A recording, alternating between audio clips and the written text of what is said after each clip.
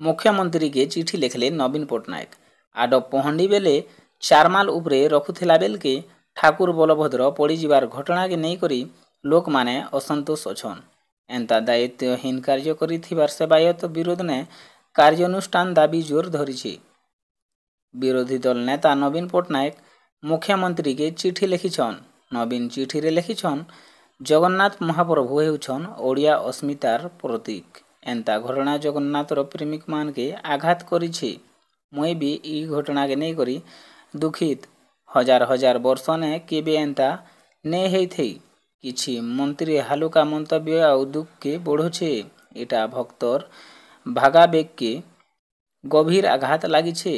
एंता आउ केबे नाई हेबा बोली करी चिठी लिखिछन। आपन निजे दायित्व नहीं करी करुन बोली नवीन पट्टनायक कहिछन।